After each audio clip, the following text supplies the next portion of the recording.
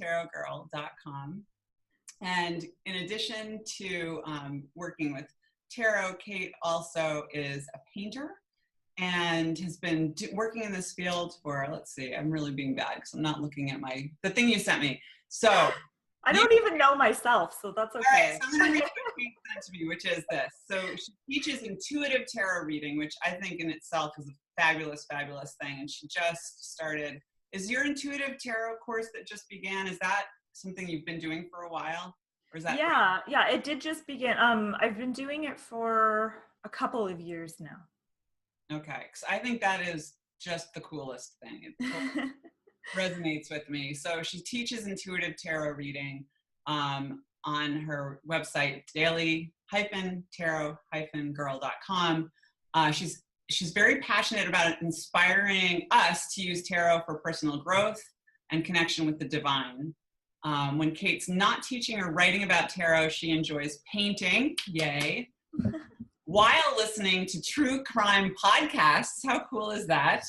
And reading smutty paranormal romance novels in her hammock and fostering feral kittens. So if any of you have seen Kate before or are familiar with her, she puts out a video every week, and which I love getting. I get the email, I get your video, and it's a reading for the week, and she breaks the week up into these 3 segments.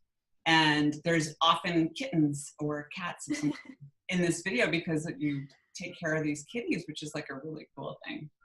So I feel like now I should segue into kittens, but I really want to get back to what I was asking you about initially, which is, as I was researching you this morning a little bit, I came across a video from August, I think of this year, in which you were talking about ways to get unstuck when you're doing a tarot reading. Which, if any of the people watching are, starting to work with tarot and maybe doing readings for friends or whatever, and there are just times, and even I found it when I'm doing a workshop, where suddenly I'll sort of draw a blank.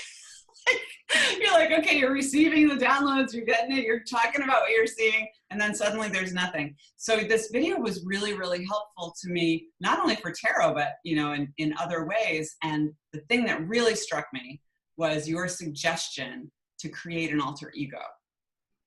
Mm-hmm. Yes. So okay. talk about how you got into the alter ego thing, and just share that experience. Sure. Yeah. Okay, so this idea of an alter ego, this came to me, I'm trying to think when I first created my alter ego.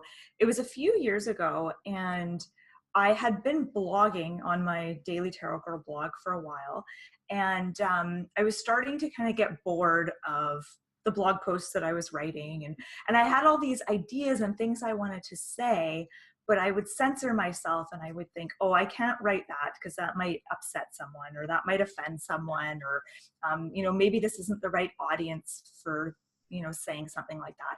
And so I thought, why don't I create a fictitious character, and I will write the occasional blog post under this other name. And then that way, if people really react negatively to this stuff on my blog, then I can just say, well, that was some other person writing it. And then I can just, not do that. It was my way of kind of testing the waters and trying something new creatively without taking a really big risk. So I created this character called Veronica Noir. And I said that she was my evil tarot reading twin. And so I would write these kind of humorous blog posts where I would do a 1-card tarot reading, and I would kind of, just say things that I wouldn't normally say, and give kind of terrible advice and stuff like that. And anyways, it was really fun, and people liked it, so I continued doing it, and then I started referring to Veronica as my alter ego. So the cat was out of the bag, that this was really just me writing this stuff. And once in a while I would get an email from someone saying, you shouldn't let that Veronica person write things on your blog. She's not very spiritual. That's great. Yeah. So that was always funny. So that's when I first kind of came up with this idea of having an alter ego. And what I found is that whenever I would tap into my alter ego, it would be very freeing, because I think normally we really censor ourselves. And I think as we, when we go from being children to becoming adults, we censor ourselves more, and we feel like we have to act a certain way or present ourselves a certain way, or at least I felt that way, that I have.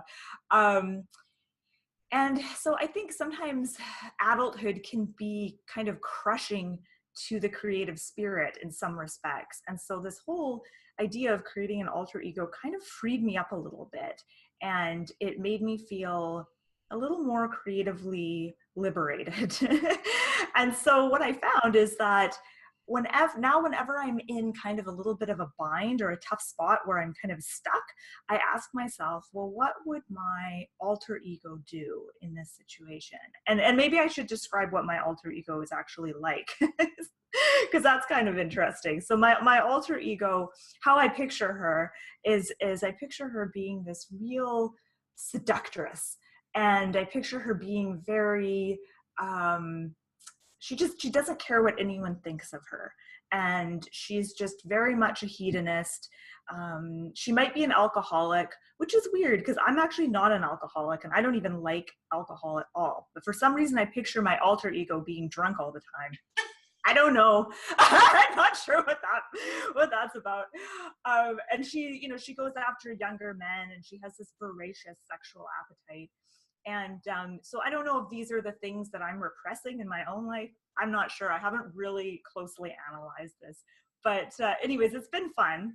It's been really fun having this alter ego. And so I find that whenever I'm, if I'm teaching a class or if I'm giving a reading and I'm suddenly stuck, and I think we all have those experiences where all of a sudden our brains just freeze up and we're not sure what we're going to say next. I'll pause, I'll take a breath, and I'll ask myself, what would Veronica Noir do? What would my alter ego say in this situation? And sometimes that is just the right question to ask, and I'll get an idea or something will come to me, and it's just an interesting kind of unique technique for getting unstuck. Yeah, absolutely. And you had, in this video I watched, you had some tips for other people, some questions. You had two questions. Like, ask yourself these two questions to sort of get yourself flowing with creating this alter ego for yourself. And could you share those? What are they? All right. Because I don't remember. I took notes because I'm going to make my own alter ego. I'm so excited about it. Okay, so who would you be and what would you do if there were no rules or consequences? Yes. Question. And the second one is, what are your guilty pleasures and true desires? Yes. I think those two questions really provide the key to who your alter ego is. Yeah. And when I heard you say them, I felt things start to percolate, even just with you watching your video and having those questions enter my field. I was like, oh, wow, there is something in there. There is something that's repressed. And I think you're so right. As women, and I'm sure it happens to men too, but I can only speak from the women's experience. The older we get, the more we take on those rules and, wanting to fit in and not wanting to offend somebody and all that stuff. So I think it's an exciting exercise, and I could see how you could tap into that alter ego in any creative endeavor, whether it's the freezing up during the workshop or during a tarot reading or at the canvas when you're painting. What would my alter ego do right now? She would just take this luscious red color and she would smear it across, whatever. Yeah. So that's really just beautiful. So thank you for coming up with that for your own. You're so welcome. Benefit and sharing it, because it's incredible, really incredible.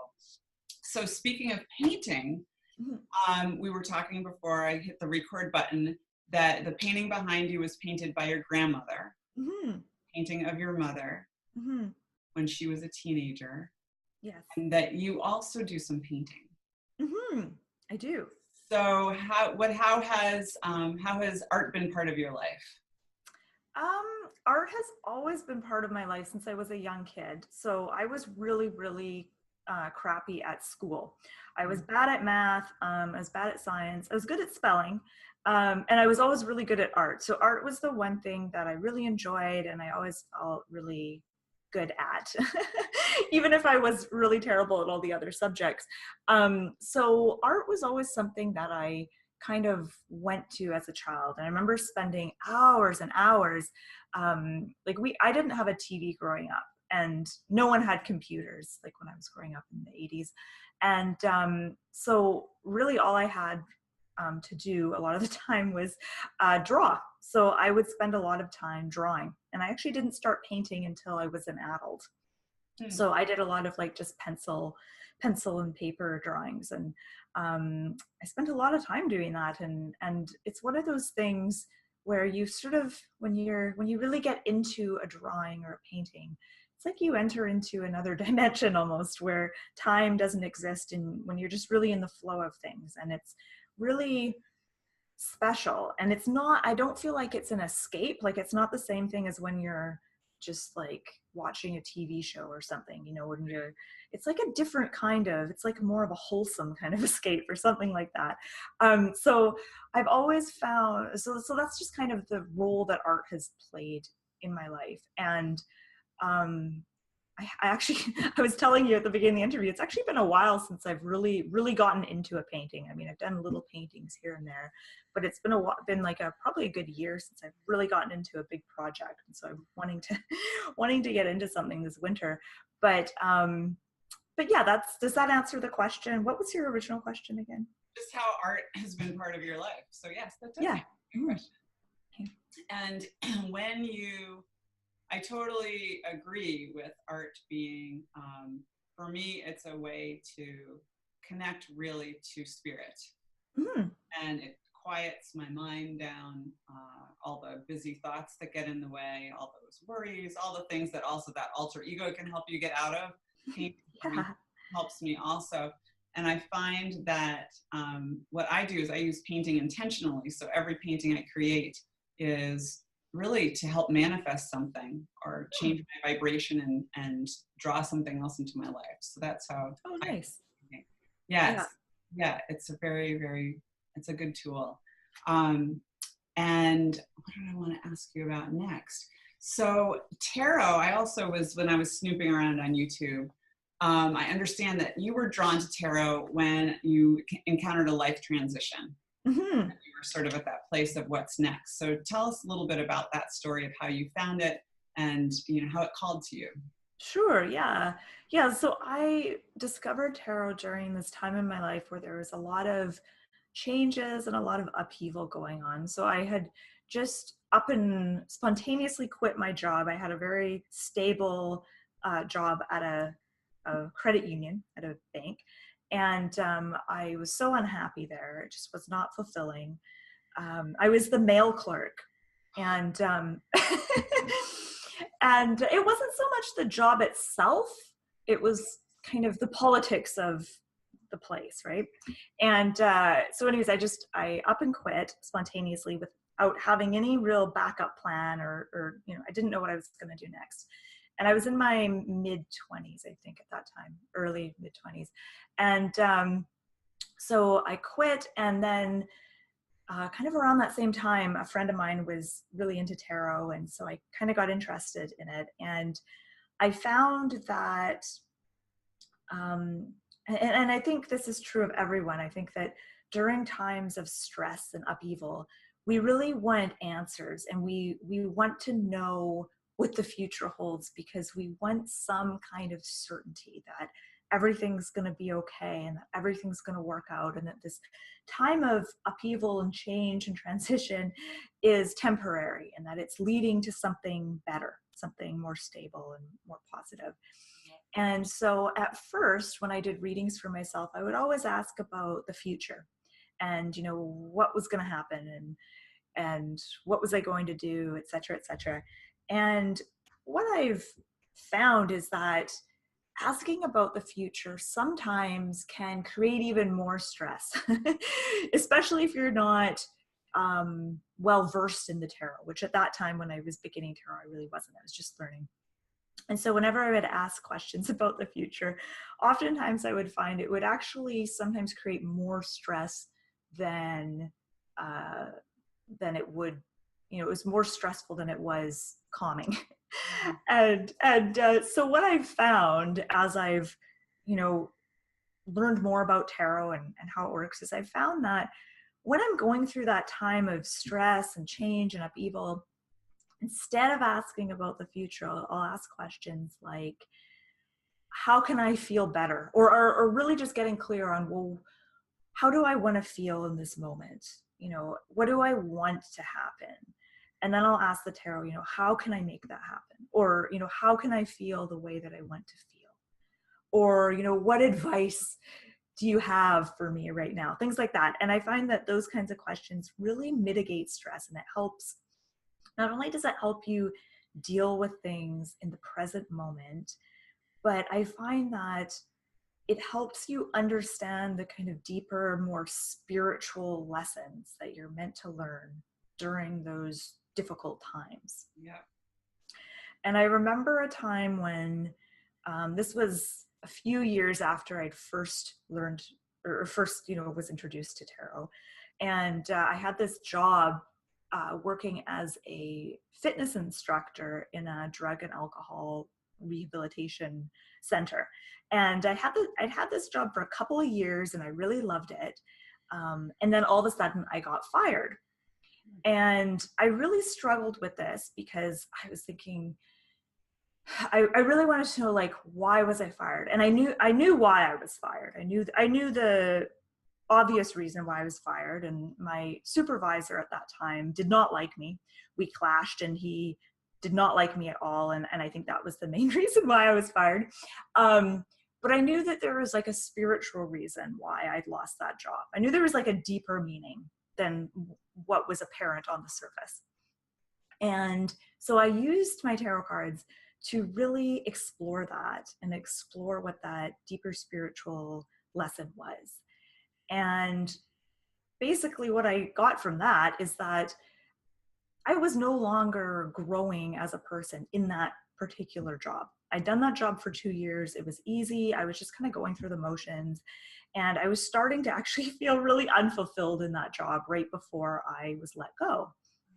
And so I realized through my work with tarot that I was meant to move on to something else, that now was the time. And I'm the kind of person who, if I'm comfortable in a situation, I'm never going to leave it, even if it's unfulfilling, and I had this job that I knew how to do it. It was predictable. It was easy. It was good pay. It was close to where I lived, and so I would never just quit a job like that just because I wanted to move on to something more challenging and grow. I will just stay in that job forever unless I'm fired. So that, I think, was the kind of spiritual meaning of it all, is to help. And once I realized that, it really helped me move on and let go and not hold on to resentment. Otherwise you can get stuck resenting the person who fired you or resenting the situation. And I was able to let it go and just move on. That's fabulous. So about the tarot specifically, I was given a tarot deck when I was 18 or 19. It's when it was in that range anyway. And it was the Mother Peace Tarot, which I don't know if you're familiar with it. It's a round deck. Yes. And at the time, it was given to me by a midlife woman who had been a friend of mine since I was really little, in front of the families. And I didn't really appreciate it. I did. I appreciated the gift of it, but not the deck. And Right. I would play with it now and then, and it never resonated with me. And then 2 years ago, when I started on this rediscovery, a reconnection really with my soul and discovering what my path was and my calling, all of a sudden that deck is like on fire. It's just like every card that I pull is like perfectly dead on. Mm-hmm. And I would wonder if you could speak to that. Have you ever had an experience like that, or what do you think's going on in that situation?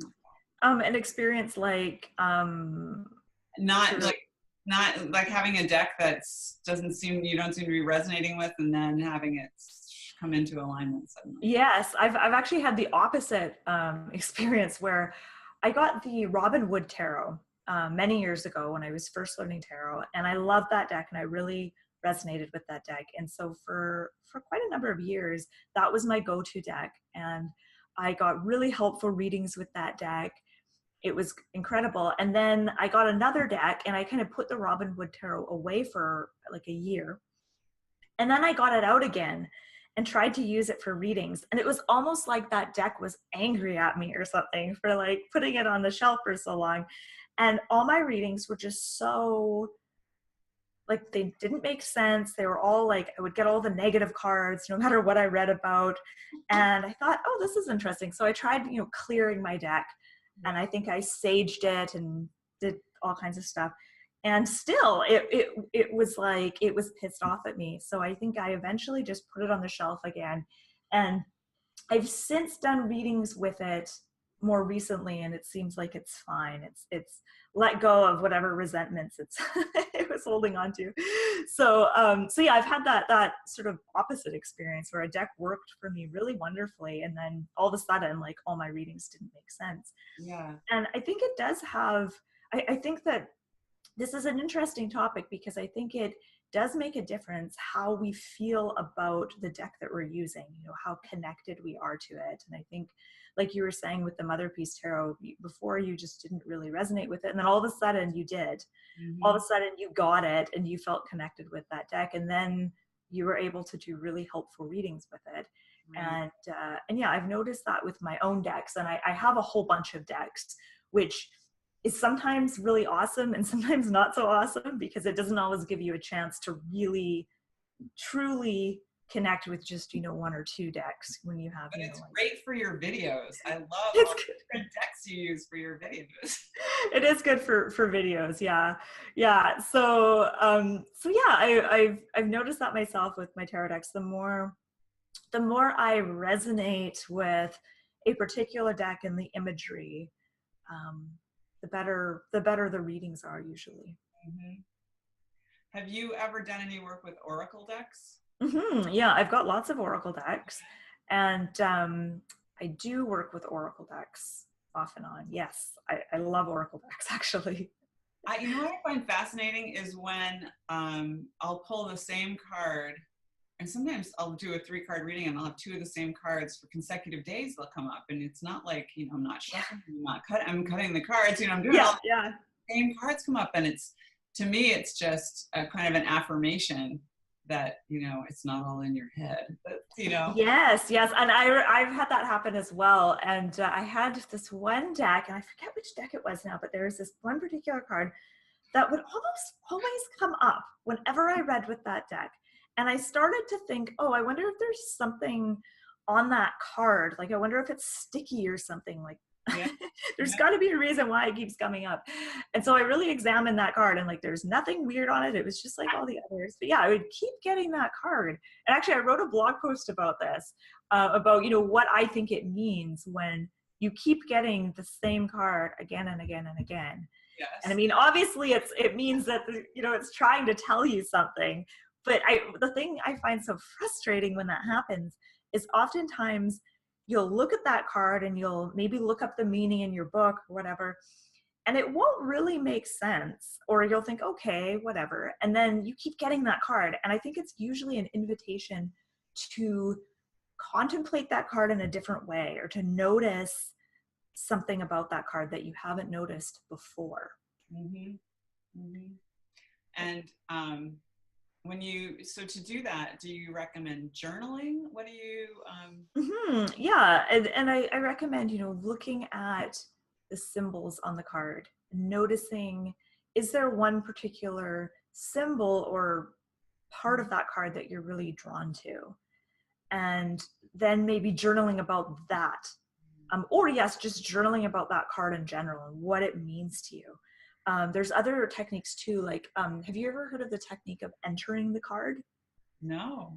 This is where you kind of imagine yourself stepping into the card as if it's like a as if it's like a diorama or something, right? So you like step inside it, and then you just imagine yourself being in that card, and you look around and you use your five senses to get a real sense of that card. Yeah. So you think, okay, how does this card smell? What's the temperature like? Who's in this card? What's happening? And then you can even have a dialogue with the characters. And I mean, obviously doing this requires that you are somewhat creative, right? You're comfortable with visualizing and stuff like that. But that's another way to explore a card, especially a card that keeps appearing to you again and again in your readings. I like that. And I think even, for people who aren't as comfortable with the visualizing, writing can be a way in. Yes. Too. That you can actually write the story of the card, but as if and that's really enticing. I love that. Yes. And also something I was doing for a while, I was making gratitude flags every day. So these little like 8x9-ish size mini paintings. Yes. And I pulled a card each day for that. Actually pulled two, one from Mother Peace and one from Doreen Virtue's Ascended Masters Oracle deck. And I would sometimes take images from those cards that, jumped out at me as the most prominent things and replicate them or do my interpretation of them on the art. So I think even, if you were to draw a card or the elements of the card, that could be a way. Oh, absolutely. Yes. Yeah. I love that suggestion. Yes. That's really, maybe that'll be your project that you'll get into for. For my next painting. Paint like the High Priestess or one of the tarot cards. Yeah, that would be really cool. Wow. So what kind of painting do you do when you paint? I work with acrylics, and I love working on big canvases. I find I don't like working small. I like working big. And I find I love doing like a painting style that isn't super detailed, but something with, large strokes and I feel like I haven't really found my style yet with painting. I feel like I'm still working on like finding a unique style. So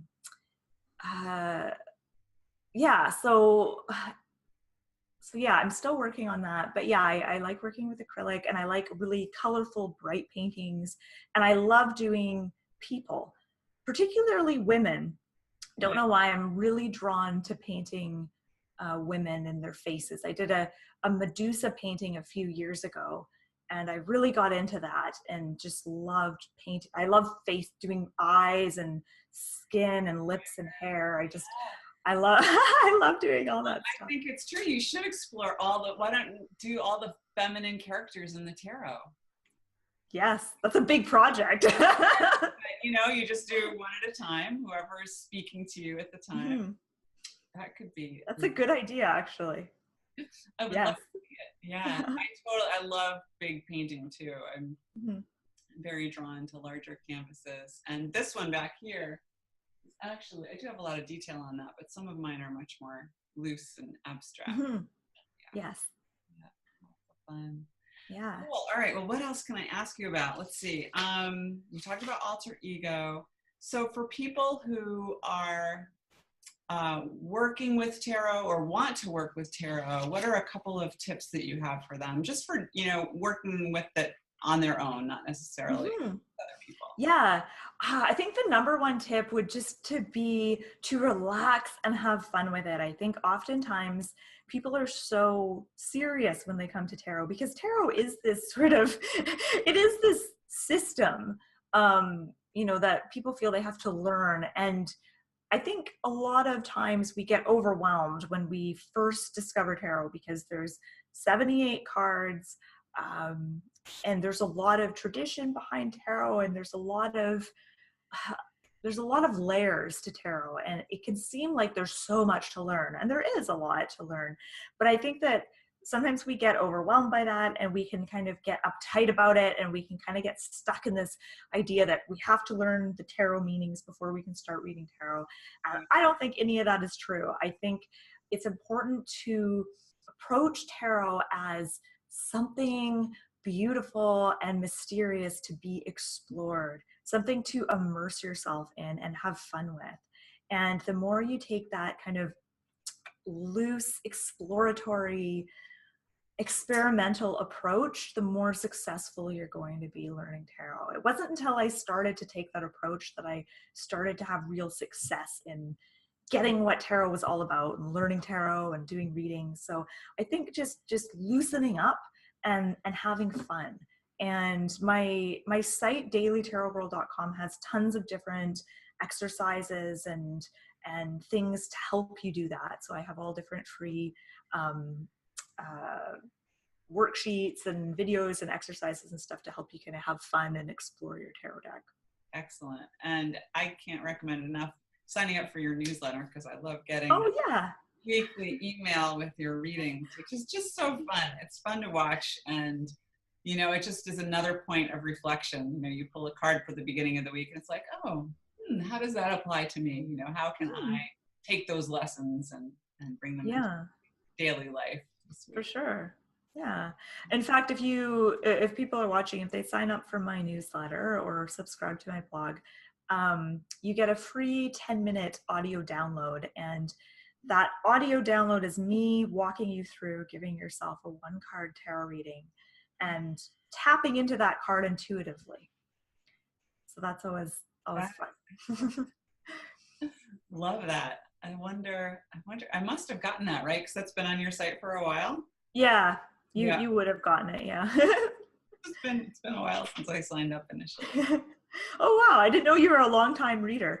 Oh, yeah. Well, I shouldn't say that long. It's probably, I don't even know how I discovered you. I wish I could tell you, but I'm so glad I did. I love your approach. But I was confused by Veronica for a while. So I was really happy to see this video today. And I'm sure you probably have explained it in blogs or other videos, but when I found it, I was like, oh, okay. So that's what that's about. That girl is. Yeah, that was really good. Well, thank you so much for joining me today. I don't know if you have anything else you would like to share about what's upcoming for you, or the course that you launched, or when to I don't have anything that's upcoming. I just started that course. That course just kicked off yesterday. So anyone watching this, is too late to sign up. I'll have another course coming up in the spring though. So if anyone's interested, keep your eyes peeled for that. But yeah, other than that, I don't have anything new or exciting. Do you do readings for people? No. Okay, so yes, I do readings. I do readings in January. So I don't offer private readings year round, just in January. And sometimes like this summer I offered private readings in August, but usually just once or twice a year I'll offer that. So if anyone is interested in getting a reading with me, you have to sign up for my newsletter, and then I let you know, or just check my blog in January. No, that's really good to know. Yeah. That sounds like a fun Thank thing. you. It would be a good Christmas present, right? Yes, exactly. And thank you so much for chatting with me today, Larissa. Absolutely. I've enjoyed this conversation with you, and I've loved seeing your paintings in the background. They're so colorful and beautiful and uplifting. Thank you. I get a lot of